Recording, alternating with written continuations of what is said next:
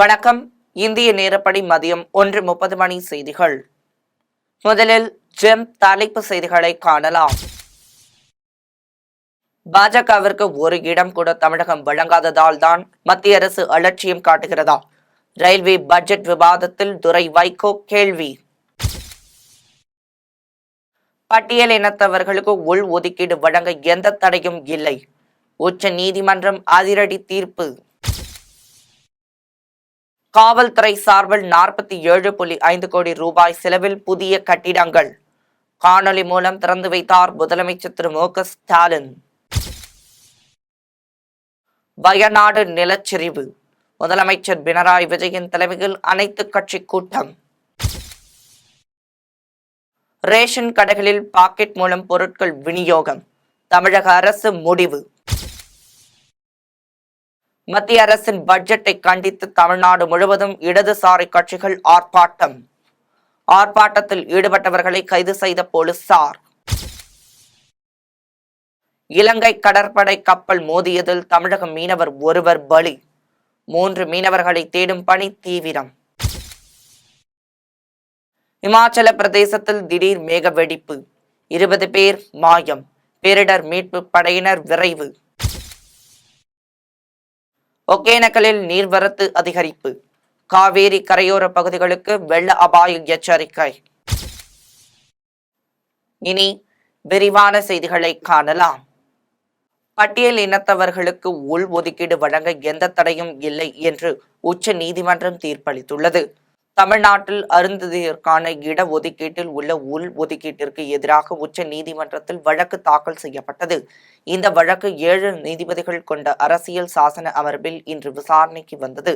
அப்போது அரசியல் சட்டத்தின் 14வது பிரிவை உள் ஒதுக்கீடு மீறவில்லை, பட்டியலின உட்பிரிவுகள் எதுவும் பட்டியல் வகுப்பினர் என்ற வரையறையில் இருந்து விலக்கப்படாத காரணத்தினால் உள் ஒதுக்கீடு வழங்கலாம் என்றும், பட்டியல் இனத்தவர்களுக்கு உள் ஒதுக்கீடு வழங்க எந்த தடையும் இல்லை என்றும் 7 நீதிபதிகள் அமர்வில் 6 நீதிபதிகள் ஒருமித்த தீர்ப்பு வழங்கினர்.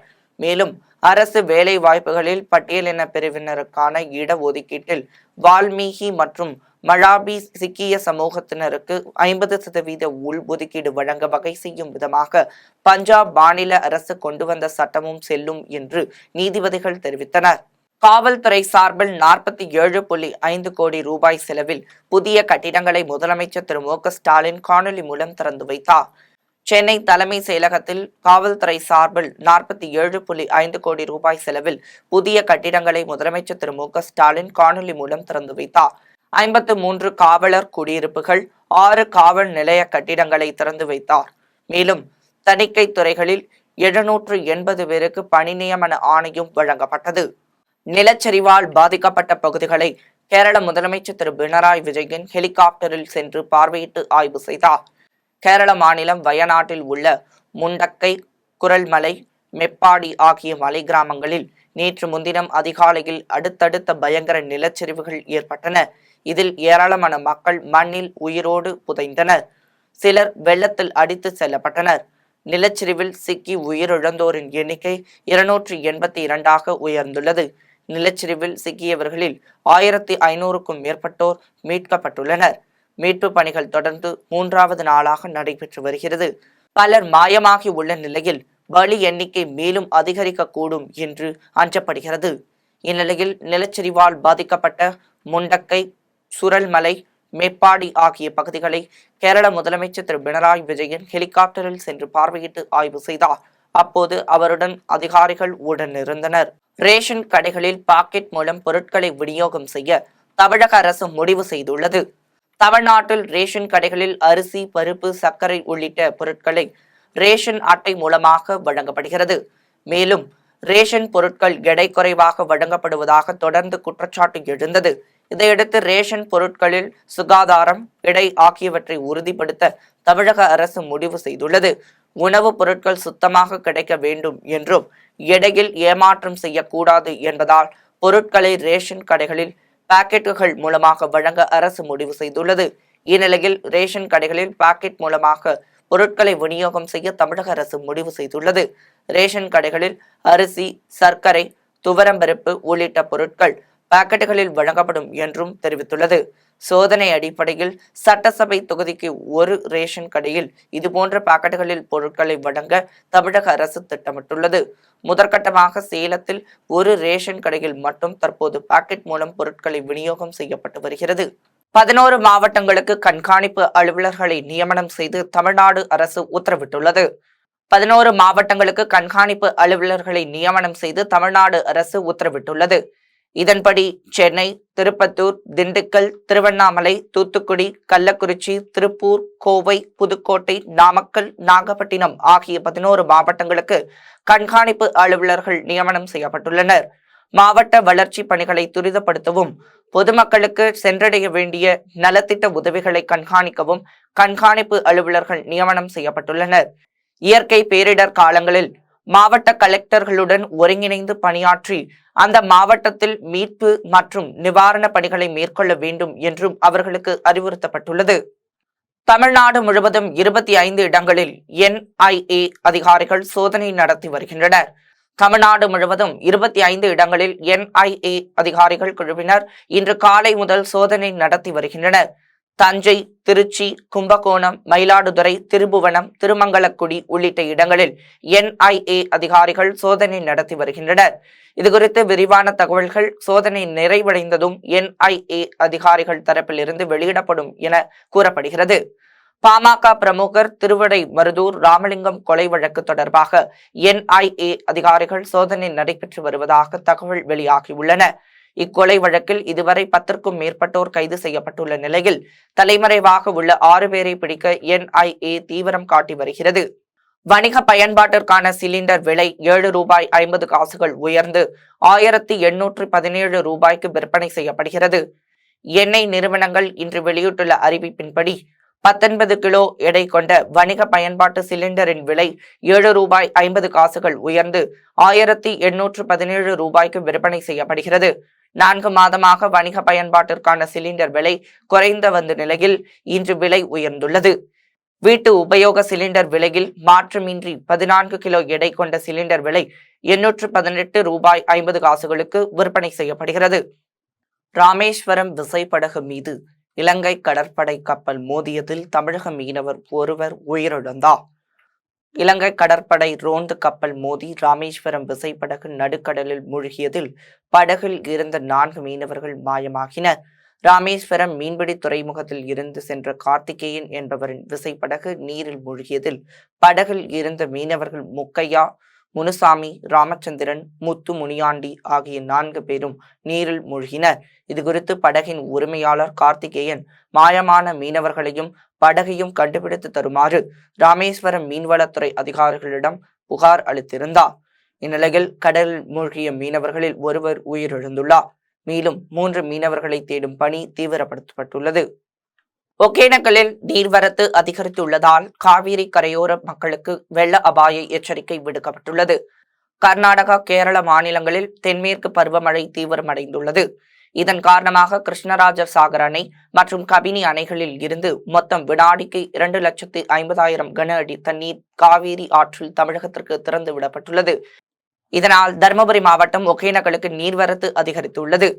இதனால் காவேரி ஆற்றில் நீர்வரத்து வினாடிக்கு 1.75 லட்சம் கன அடியாக அதிகரித்துள்ளது. இதனால் மெயின் அருவி, சினி ஃபால்ஸ், 5 அருவிகள் மூழ்கெடுத்தபடியே தண்ணீர் பெருக்கெடுத்ததால் ஒகேனக்கல் மீண்டும் வெள்ளக்காடானது.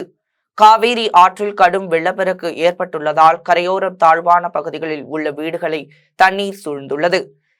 இதனால் பொதுமக்களுக்கு வெள்ள அபாய எச்சரிக்கை விடுக்கப்பட்டுள்ளது. கர்நாடக அணைகளில் இருந்து சுமார் 2.5 லட்சம் கன அடி நீர் திறந்து விடப்பட்டுள்ளதால் மேலும் நீர்வரத்து உயர வாய்ப்புள்ளதாக தகவல் வெளியாகியுள்ளது. கனமழை காரணமாக இன்று டெல்லிக்கு ரெட் அலர்ட் எச்சரிக்கை விடுக்கப்பட்டுள்ளது. தென்மேற்கு பருவமழை காலம் எட்டியுள்ள நிலையில் டெல்லியில் மீண்டும் மழை அதிகரித்துள்ளது. நேற்று மாலை 1 மணி நேரத்திற்கும் மேலாக மழை வெளுத்து வாங்கியது. இதனால் பல்வேறு சாலைகளில் மழை நீர் தேங்கியது. கனமழையால் போக்குவரத்து பாதிக்கப்பட்டதால் பல்வேறு சாலைகள் மூடப்பட்டன. நாடாளுமன்ற வளாகம் அமைந்துள்ள பகுதி, ITO, கார்னெட் பிளேஸ், மோதிபாக் மேம்பாலம் உள்ளிட்ட பிரதான சாலைகளில் மழை நீர் தேங்கியதால் வாகனங்கள் வெள்ளத்தில் ஊர்ந்து சென்றன. இதற்கிடையே இன்று டெல்லிக்கு ரெட் அலர்ட் எச்சரிக்கை விடுக்கப்பட்டுள்ளது. வரும் 5ஆம் தேதி வரை கனமழை தொடரும் என்று வானிலை ஆய்வு மையம் தெரிவித்துள்ளது. கனமழை காரணமாக பள்ளிகளுக்கு விடுமுறை விடுக்கப்பட்டுள்ளது. குரோம்பேட்டை அரசு பள்ளியில் மாணவ மாணவிகளுக்கு விலையில்லா மிதிவண்டிகளை அமைச்சர் தாமு அன்பரசன் வழங்கினார். குரோம்பேட்டை அரசு பள்ளியில் மிதிவண்டி வழங்கும் விழா நடைபெற்றது. இதில் அமைச்சர் தாமு அன்பரசன் கலந்து கொண்டு விழாவை துவக்கி வைத்தார். தொடர்ந்து மாணவ மாணவிகளுக்கு விலையில்லா மிதிவண்டிகளை அமைச்சர் வழங்கினார். மேலும் 10 மற்றும் 12ஆம் வகுப்புகளில் முதல் 3 இடம் பிடித்த மாணவர்களுக்கு உதவித்தொகை வழங்கினார். பின்னர் பள்ளியில் முறையான குடிநீர் வசதி, கழிப்பறை வசதி இல்லை என மாணவர்கள் அமைச்சரிடம் கோரிக்கை விடுத்தனர். பின்னர் கழிப்பறையை திறக்கச் சொல்லி அமைச்சர் ஆய்வு மேற்கொண்டதை அடுத்து 2 நாட்களில் கழிப்பறையை சுத்தம் செய்து மாணவர்கள் பயன்பாட்டிற்கு கொண்டு வர வேண்டும் என்று உத்தரவிட்டார். தமிழகத்தில் சட்டம் ஒழுங்கு மோசமாக உள்ளதாக பாஜக தேசிய மகளிர் அணி தலைவர் வானதி சீனிவாசன் தெரிவித்துள்ளார். மத்திய அரசின் பட்ஜெட் குறித்து பெண் தொழில் முனைவோர்கள், வழக்கறிஞர்கள், பேராசிரியர்கள் மற்றும் சமூக ஆர்வலர்களிடம் விளக்கமளிக்கும் கூட்டம் தூத்துக்குடியில் நடைபெற்றது. கூட்டத்திற்கு பின்னர் செய்தியாளர்களுக்கு பேட்டியளித்த பாஜக தேசிய மகளிர் அணி தலைவர் வானதி சீனிவாசன் இவ்வாறு தெரிவித்தார். தமிழகத்தை சார்ந்த அரசியல் கட்சிகள், அதிலும் திராவிட முன்னேற்ற கழகம் மற்றும் அவர்களோடு இருக்கின்ற கூட்டணி கட்சிகள் எல்லாம் மத்திய பட்ஜெட்டிற்கு பின்பாக தமிழகம் என்கின்ற வார்த்தை இல்லாததால் இந்த தமிழகத்திற்கு இந்த பட்ஜெட் ஏமாற்றத்தை கொடுக்கிறது அல்லது வேண்டுமென்றே பாரதிய ஜனதா கட்சி பழி வாங்குகிறது என்றெல்லாம் ஆர்ப்பாட்டத்தை நடத்தி கொண்டு ஒவ்வொரு நாளும் பத்திரிகையாளர்களிடம் இதை பற்றி பேசிக் கொண்டிருக்கிறார்கள். இதற்கு நேற்று மத்திய நிதியமைச்சர் பாராளுமன்றத்திலேயே பதில் கொடுத்திருக்கிறார். இதுவரை தாக்கல் செய்யப்பட்ட மத்திய நிதிநிலை அறிக்கைகளை, பட்ஜெட்டுகளில் எந்தெந்த வருடம் எத்தனை முறை எத்தனை மாநிலங்களுடைய பெயர்கள் சொல்லப்பட்டது என்கின்ற விவரத்தை அவர் நேற்று முழுமையாக பாராளுமன்றத்தில் கொடுத்திருக்கிறார். ஆக திராவிட முன்னேற்ற கழகம் செய்வதெல்லாமே சினிமாவில் சொல்ற மாதிரி எல்லாமே தேவையில்லாத ஆணிகள் தான். ஏனென்றால் தமிழகத்திலே இன்று சட்டம் ஒழுங்கு மிக மோசமாக இருக்கிறது. பட்டியலினத்தை சார்ந்தவர்கள் மீதான தாக்குதல் என்பது தமிழகத்தில் அதிகரித்து கொண்டிருக்கிறது. விலைவாசி உயர்வு, குறிப்பாக மின்கட்டண உயர்வு, பால் கட்டணம், சொத்து வரி உயர்வு, பத்திரப்பதிவு கட்டணம், எதை தொட்டாலும் அது மின்சாரத்தை போல ஷாக் அடிக்கின்ற நிலைமைக்கு திராவிட முன்னேற்ற கழகம் இன்று தமிழகத்தை தள்ளி கொண்டிருக்கிறது. இந்த பிரச்சனைகளில் இருந்தால் மக்களை திசை திருப்ப வேண்டும் என்பதற்காக மத்திய பட்ஜெட்டு பிரதமர் மோடி அவர்கள் தமிழ்நாட்டை புறக்கணிச்சாங்க அப்படிங்கிற ஒரு வழக்கமான அரசியலை இவர்கள் கையில் எடுத்திருக்கிறார்கள். கூட்டத்தில் பாஜக தூத்துக்குடி மாவட்ட தலைவர் சித்ராங்கதன், மாநில ஓபிசி அணி துணைத் தலைவர் விவேக் உள்ளிட்டோர் கலந்து கொண்டனர். கேரளாவில் பாதிக்கப்பட்டவர்களுக்கு ராமநாதபுரத்தில் இருந்து நலத்திட்ட உதவிகளை அனுப்பி வைக்கப்பட்டது. கேரள மாநிலம் வயநாட்டில் ஏற்பட்ட வெள்ள பாதிப்பால் ஏராளமான மக்கள் தங்களது உடை மற்றும் உடைமைகளை இழந்து போராடி வருகின்றனர். இதனால் நம்மால் இயன்ற உதவியை செய்ய வேண்டும் என்பதற்காக ராமநாதபுரம் சாலை தெருவில் தனியார் நிறுவனம் நடத்தி வரும் பாலா என்பவர் சுமார் 3 லட்சத்திற்கும் மேற்பட்ட உடைகளை நிவாரணமாக மாவட்ட ஆட்சியர் சிம்ரன்ஜித் சிங் கலோனியிடம் வழங்கினார். நம்மளுடைய அண்டை மாநிலமான கேரளத்தில் ஒரு மிகப்பெரிய பேரிடர் ஒன்று நடந்திருக்கு. அதை கேட்டு ரொம்ப மனவேதனையாக இருந்தது. நம்மளுடைய சகோதரர்களுக்கு இந்த நிலைமையாக இருக்குது அப்படின்னு சொல்லிட்டு அவங்களுடைய கஷ்டத்தில் நான் பங்கெடுக்கிற வகையில் நான் ஒரு 4 நிறுவனம் வச்சுருக்கிறேன். அந்த நிறுவனத்தில் ஒன்று ஜவுளி கடை. என்னுடைய ஜவுளி கடையிலேருந்து அவங்களுக்கு ஆடைகள் நிவாரணமாக நான் கொடுக்குறேன். ஒரு மனிதனுக்கு உண்ண உணவு, உடுத்த உடை, இருக்க இருப்பிடம், இதுதான் ரொம்ப முக்கியமானது. இதை இழந்துட்டு தவிக்கக்கூடிய நம்மளுடைய அண்டை மாநில சகோதரருக்கு இதை பார்த்துட்டு எல்லாரும் கொடை உள்ளம் கொண்டவங்க உதவுமாறு இந்த நேரத்தில் தாழ்மையோட கேட்டுக்கிறேன். தேசிய தடுப்பூசி திட்டத்தை தனியார் மருத்துவமனைகளிடம் தமிழ்நாடு அரசு ஒப்படைக்க கூடாது என்று மருத்துவர்கள் சங்கத்தின் பொதுச் செயலாளர் டாக்டர் ரவீந்திரநாத் கூறியுள்ளார். சென்னை சேப்பாக்கத்தில் உள்ள பத்திரிகையாளர் மன்றத்தில் சமூக சமத்துவத்திற்கான மருத்துவர்கள் சங்கத்தின் பொதுச் செயலாளர் டாக்டர் ரவீந்திரநாத் செய்தியாளர்களை சந்தித்தார். அப்போது பேசிய அவர் இவ்வாறு தெரிவித்தார். தடுப்பூசி போடுவதை அதிகப்படுத்தக்கூடிய நோக்கில் தமிழ்நாடு அரசும் இந்திய அரசும் செயல்பட வேண்டும். அதற்கு மாறாக ஏற்கனவே பல்வேறு மாநிலங்கள் தேசிய சுகாதார இயக்கத்தின் மூலமாக தடுப்பூசி போடுவதை தனியார் மயமாக்கியுள்ளன, வணிகமயமாக்கியுள்ளன. 2007-8 காலகட்டத்திலே அப்படிப்பட்ட முயற்சிகள் மேற்கொள்ளப்பட்ட பொழுது நாங்கள் கடுமையாக அதை எதிர்த்தோம். ஆனால் தற்பொழுது தமிழ்நாடு அரசும் உலக வங்கி போன்ற அமைப்புகளினுடைய கட்டாயத்தின் காரணமாக தடுப்பூசி திட்டத்தை தனியார் மயமாக்கக்கூடிய ஒரு முயற்சியில் ஈடுபட்டிருக்கிறது. அண்மையில் தமிழ்நாடு அரசு தேசிய தடுப்பூசி திட்டத்தின் கீழ் வரக்கூடிய 11 தடுப்பூசிகளை ஒரு சில தனியார் மருத்துவமனைகளிலும் இலவசமாக போட்டுக்கொள்ளலாம் என்ற திட்டத்தை நடைமுறைப்படுத்தப் போவதாக அறிவித்திருக்கிறது. இது மிகவும் அதிர்ச்சி அளிக்கிறது, கவலை அளிக்கிறது. கேரளாவில் மீட்பு பணிகளில் தமிழ்நாடு தவ்ஹீத் ஜமாத் உள்ளிட்ட தன்னார்வலர்களை அம்மாநில அரசு அனுமதிக்க வேண்டும் என்று மாநில செயலாளர் முகமது ஒலி தெரிவித்துள்ளார். தமிழ்நாடு தவ்ஹீத் ஜமாத் மதுரை மாவட்டத்தின் சார்பில் சிறப்பு செயல் வீரர்கள் கூட்டம் நடைபெற்றது. இதில் சிறப்பு விருந்தினராக மாநில செயலாளர் முகமது ஒலி கலந்து கொண்டார். பின்னர் செய்தியாளர்களிடம் பேசிய அவர் இவ்வாறு தெரிவித்தார். எங்களுடைய ஜமாத் சார்பாக பொதுவாக எந்த மழை வெள்ளம் வந்தாலும் நாங்கள் நிவாரணப் பொருட்களை தொடர்ச்சியாக அனுப்பக்கூடிய ஒரு நபர்களாகத்தான் நாங்கள் இருக்கிறோம். ஏற்கனவே இதற்கு முன்னாடி கேரளா மழை வெள்ளத்தில் பாதிக்கப்பட்ட பொழுதும் இங்கே இருக்கக்கூடிய நபர்கள் ஏராளமான பொருளாதார உதவியை எங்களுடைய ஜமாத் மூலமாக கொண்டு போய் சேர்த்தோம். அங்கு உள்ள அரசாங்கம் எங்களுக்கு அனுமதி அளிக்கும் பட்சத்தில், இப்போ அவங்க அனுமதி அளிக்காமல் இருக்கிறாங்க, அங்கு உள்ள அரசாங்கம் எங்களுக்கு அனுமதி அளிக்கும் பட்சத்தில் மீட்பு பணியிலேயும் நாங்கள் களமிறங்க தயாராக இருக்கிறோம். அதே போல் நிவாரணப் பொருட்களை இங்கிருந்து மக்களிடம் திரட்டி அங்கு கொண்டு போய் சேர்ப்பதற்கும் நாங்கள் தயாராக இருக்கிறோம். சென்னை பாலவாக்கத்தில் பூட்டிய வீட்டில் 3 நாட்களாக கிடந்த ஆண் சடலம் மீட்கப்பட்டு சம்பவம் பெரும் பரபரப்பை ஏற்படுத்தியுள்ளது. சென்னை கிழக்கு கடற்கரை சாலையில் உள்ள பாலவாக்கம் மணியம்மை தெருவை சேர்ந்தவர் முகமது யூனஸ். இவர் தனியாக வீடு எடுத்து வசித்து வந்த நிலையில் 3 நாட்களாக அவரது வீடு பூட்டப்பட்டு இருந்தது. பின்னர் திடீரென அவரது வீட்டில் இருந்து துர்நாற்றம் வீசியதை அடுத்து அப்பகுதி மக்கள் அளித்த புகாரின் பேரில் வந்த போலீசார் உள்ளே சென்று பார்த்தபொழுது அவர் இரும்பு கம்பியால் தூக்கிட்டு தற்கொலை செய்து கொண்டது தெரியவந்தது. பின்னர் இறந்தவரின் உடலை மீட்டு பிரேத பரிசோதனைக்காக ராயப்பேட்டை அரசு மருத்துவமனைக்கு அனுப்பி வைத்து போலீசார் விசாரணை மேற்கொண்டு வருகின்றனர். செங்கம் அருகே ஒரே இடத்திற்கு 2 முறை பட்டா வழங்கிய ஆதி திராவிடர் நலத்துறை அதிகாரிகளை கண்டித்து உள்ளிருப்பு போராட்டத்தில் ஈடுபட்டனர். திருவண்ணாமலை மாவட்டம் செங்கம் அடுத்த கோட்டக்குளம் ஊராட்சியை சேர்ந்த 35 பேருக்கு கடந்த 2004ஆம் ஆண்டு ஆதி திராவிடர் மற்றும் பழங்குடியினர் நலத்துறை சார்பில் இலவச வீட்டுமனை பட்டா வழங்கப்பட்டது. இதில் 35 குடும்பத்தினரும் வீடு கட்டி வாழ்ந்து வரும் நிலையில் 2018ஆம் ஆண்டு அதே இடத்தை தனி வட்டாட்சியர் தீர்த்தமலை முழுமையாக ஆய்வு செய்யாமல் 37 பேருக்கு மீண்டும் பட்டா வழங்கியுள்ளார். இதைத் தொடர்ந்து இலவச வீட்டுமனை பட்டா பெற்ற பயனாளிகளுக்கும் ஏற்கனவே பட்டா பெற்று பயனாளிகளுக்கும் இடையே வாக்குவாதம் ஏற்பட்ட நிலையில் இதில் பாதிக்கப்பட்டவர்கள் செங்கம் தனி வட்டாட்சியர் மீது பலமுறை புகார் அளித்தும் எவ்வித நடவடிக்கையும் எடுக்கவில்லை என கூறப்படுகிறது. இதனால் ஆத்திரமடைந்த குடியிருப்பு வாசிகள் செங்கம் புதிய பேருந்து நிலையம் அருகே உள்ள தனி வட்டாட்சியர் அலுவலகத்தில் அமர்ந்து உள்ளிருப்பு போராட்டத்தில் ஈடுபட்டனர். திண்டுக்கல் அருகே புனித இஞ்ஞாசியார் திருவிழாவையொட்டி தேர்பவனி நடைபெற்றது. திண்டுக்கல் மாவட்டம் ஆத்தூர் தாலுகாவிற்கு உட்பட்ட அனுமந்தராயன் கோட்டை கிராமத்தில் புனித இஞ்ஞாசியார் திருத்தலம் அமைந்துள்ளது. இந்த திருத்தலத்தின் திருவிழா கடந்த 23ஆம் தேதி புனிதரின் திருக்கொடி ஏற்றத்துடன் தொடங்கியது. இதனைத் தொடர்ந்து கடந்த 28ஆம் தேதி இரவு 2 மீன்ரத பவனி நடைபெற்றது.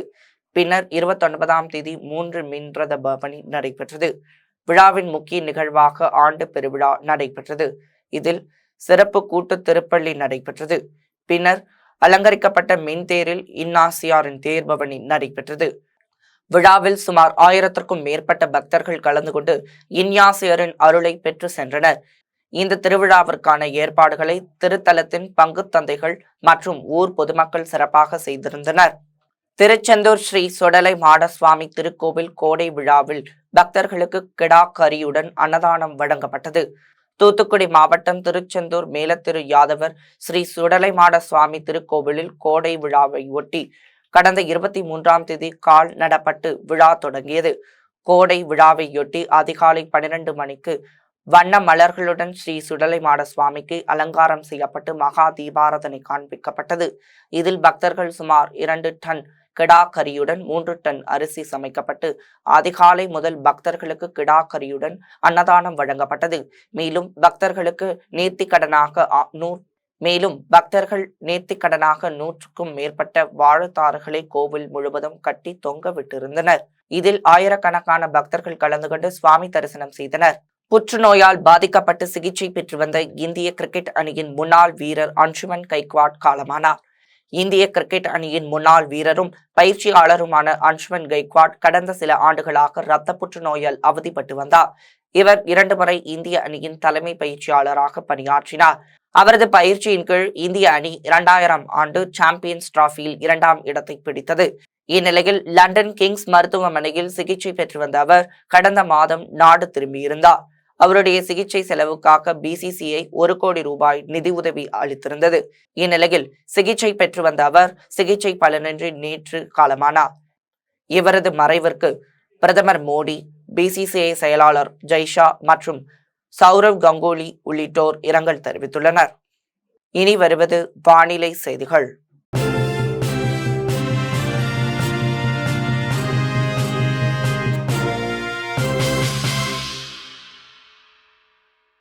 தமிழ்நாட்டில் 6 மாவட்டங்களில் மழைக்கு வாய்ப்புள்ளதாக வானிலை ஆய்வு மையம் தெரிவித்துள்ளது. மேற்கு திசை காற்றின் வேக மாறுபாடு காரணமாக தமிழகத்தில் இன்று ஒரு சில இடங்களிலும், புதுவை மற்றும் காரைக்கால் பகுதிகளிலும் இடி மற்றும் மின்னலுடன் கூடிய லேசானது முதல் மிதமான மழை பெய்யக்கூடும் என தெரிவித்திருந்தது. இந்நிலையில் தமிழ்நாட்டில் 6 மாவட்டங்களில் மழைக்கு வாய்ப்புள்ளதாக சென்னை வானிலை ஆய்வு மையம் தெரிவித்துள்ளது. அதன்படி நீலகிரி, கோவை, தேனி, திண்டுக்கல், தென்காசி, கன்னியாகுமரி ஆகிய மாவட்டங்களில் மழைக்கு வாய்ப்புள்ளதாக தெரிவித்துள்ளது. இனி வருவது தங்கம், வெள்ளி விலை மற்றும் பங்குச்சந்தை நிலவரம்.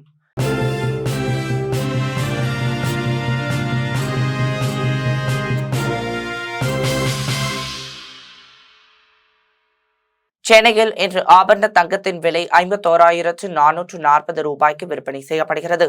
சென்னையில் இன்று ஆபரண தங்கத்தின் விலை கிராமிற்கு 10 ரூபாய் அதிகரித்து 6,430 ரூபாய்க்கு விற்பனை செய்யப்படுகிறது. மேலும் ஒரு சவரனுக்கு 80 ரூபாய் அதிகரித்து 51,440 ரூபாய்க்கு விற்பனை செய்யப்படுகிறது. 24 கேரட் தூய தங்கம் ஒரு சவரன் 56,120 ரூபாய்க்கு விற்பனை செய்யப்படுகிறது. மேலும் 1 கிராம் வெள்ளி 91 ரூபாய் 70 காசுகளுக்கும், 1 கிலோ வெள்ளி 91,700 ரூபாய்க்கு விற்பனை செய்யப்படுகிறது. மும்பை பங்குச்சந்தை இன்று உயர்வுடன் காணப்படுகிறது. மும்பை பங்குச்சந்தை குறியீட்டின் சென்செக்ஸ் 133 புள்ளிகள் அதிகரித்து 81,874 புள்ளிகளில் வணிகமாகிறது. தேசிய பங்குச்சந்தை குறியீட்டின் நிப்டி 70 புள்ளிகள் அதிகரித்து 25,022 புள்ளிகளில் வணிகமாகிறது. மீண்டும் ஜெம் தலைப்பு செய்திகள். பாஜகவிற்கு ஒரு இடம் கூட தமிழகம் வழங்காததால் தான் மத்திய அரசு அலட்சியம் காட்டுகிறதா? ரயில்வே பட்ஜெட் விவாதத்தில் துரை வைகோ கேள்வி. பட்டியல் இனத்தவர்களுக்கு உள் ஒதுக்கீடு வழங்க எந்த தடையும் இல்லை, உச்ச நீதிமன்றம் அதிரடி தீர்ப்பு. காவல்துறை சார்பில் 47.5 கோடி ரூபாய் செலவில் புதிய கட்டிடங்கள் காணொலி மூலம் திறந்து வைத்தார் முதலமைச்சர் திரு மு.க. ஸ்டாலின். வயநாடு நிலச்சரிவு, முதலமைச்சர் பினராயி விஜயன் தலைமையில் அனைத்து கட்சி கூட்டம். ரேஷன் கடைகளில் பாக்கெட் மூலம் பொருட்கள் விநியோகம், தமிழக அரசு முடிவு. மத்திய அரசின் பட்ஜெட்டை கண்டித்து தமிழ்நாடு முழுவதும் இடதுசாரி கட்சிகள் ஆர்ப்பாட்டம். ஆர்ப்பாட்டத்தில் ஈடுபட்டவர்களை கைது செய்த போலீசார். இலங்கை கடற்படை கப்பல் மோதியதில் தமிழக மீனவர் ஒருவர் பலி, 3 மீனவர்களை தேடும் பணி தீவிரம். இமாச்சல பிரதேசத்தில் திடீர் மேக வெடிப்பு, 20 பேர் மாயம், பேரிடர் மீட்பு படையினர் விரைவு. ஒகேனக்கலில் நீர்வரத்து அதிகரிப்பு, காவேரி கரையோர பகுதிகளுக்கு வெள்ள அபாய எச்சரிக்கை. இத்துடன் ஜெம் செய்திகள் நிறைவடைகின்றன. மீண்டும் ஜெம் செய்திகள் இரவு 8:30 மணிக்கு. உடனுக்குடன் செய்திகளை காண gemlive.tv என்ற இணையதளத்தில் இணைந்திருங்கள். நன்றி, வணக்கம்.